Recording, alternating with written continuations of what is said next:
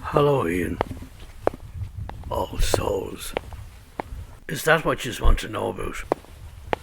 Listen you well me buckos. There's many a story I heard from me ma and me da, and me only a chiseler, about things that can't be explained, between the world of the dead and the world of the living.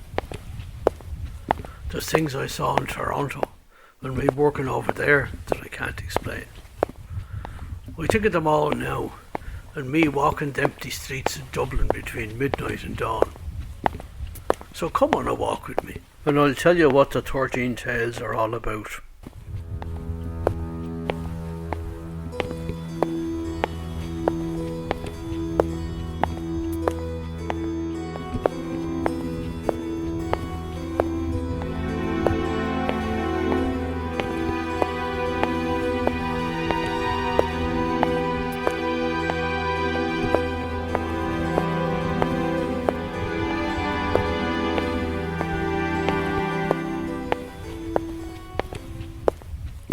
Number 1. Victor's Graveyard. Victor is a school teacher whose hobby is local history. He knows all about who lies buried in Ballyfingal Graveyard, but he knows too much. The ghosts of the dead start coming around with their unsolved problems. Number 2. Lord Malahide and the Ouzel Galley. Young Lord Malahide is an 18th century spendthrift who flees abroad in a magic flying trunk. He is caught with the Sultan's men in Constantinople, unmanned and made into a galley slave. But he meets Irishmen in like case there, for their ship was the old Ouzel Galley out of Dublin.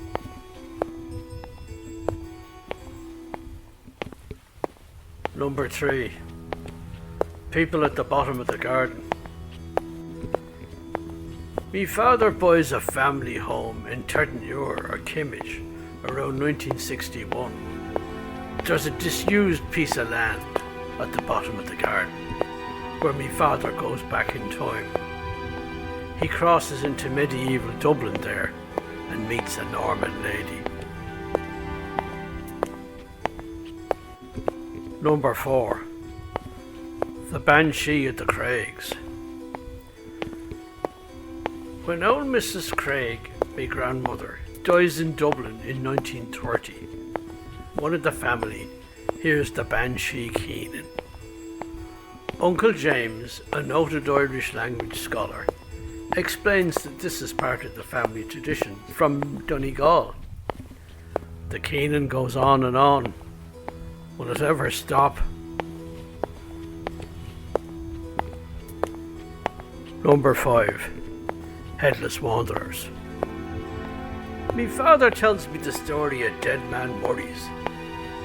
Then, as a youth in the 1960s, I meet the ghostly man of the story one night, looking for his head, which was knocked off by a passing tram in 1904. Soon, I meet another headless man, but it is Robert Emmett. Our conversation is interrupted by the arrival of a ghostly coach and four, containing Lord Norbury, the hanging judge.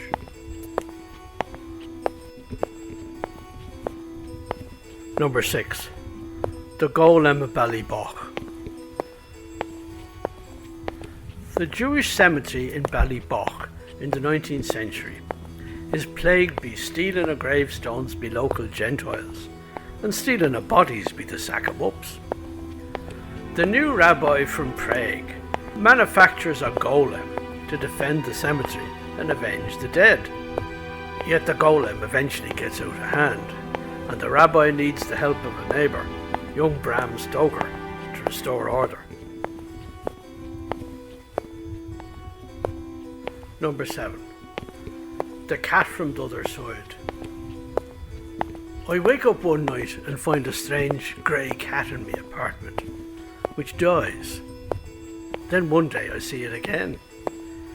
It belongs to a hitherto unsuspected shadow side of the house and occasionally crosses over. Eventually I get to the other side myself, following the cat, and encountered the dead we used to know. Number 8. The Disaffected Station. I'm visiting an old school friend in Bray, and we're reminiscing about our school days. But we can't turn back the clock, can we? Boarding a train into Dublin next morning, I hear an announcement that we will not stop at Harcourt Street. Of course not, I think. It's a long disaffected station. But then, we do stop in Harcourt Street, a century ago.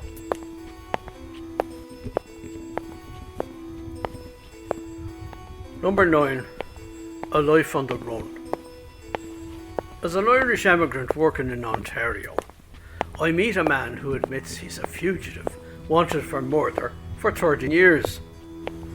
If you keep doing the same thing, caught in a nightmare, time stands still, he explains.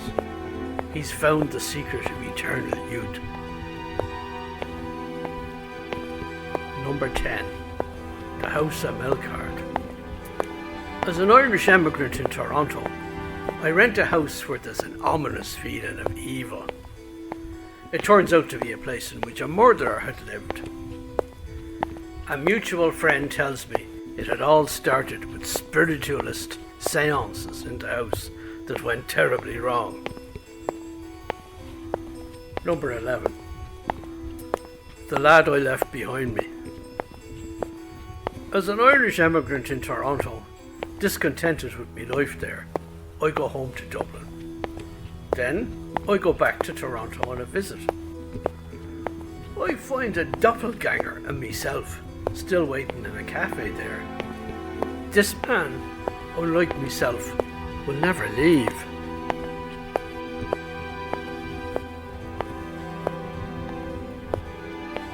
Number 12. Shanghaied aboard the Vasa. When my father comes home from a trip to Sweden in 1964, he tells me of the Vasa, the Royal Swedish ship that sank on its maiden voyage, but has been raised again almost intact. Later, I hear stories that the ship always surfaces whenever there's a crisis in the Swedish monarchy. After my father's death, I find myself drinking in a pub on the Dublin docks with a Swedish sailor who invites me to see his ship.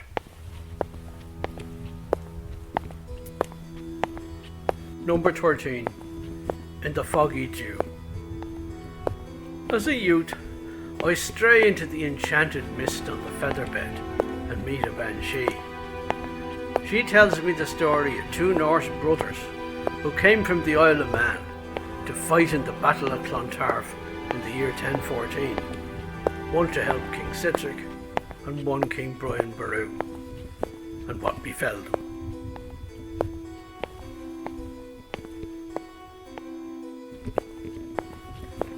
Now, you can hear all of these stories on my channel.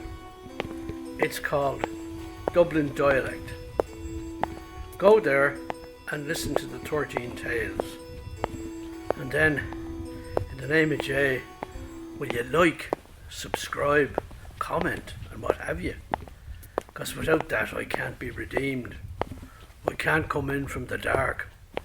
I'll be left like this, and me walking the streets of Dublin in a night that has no end.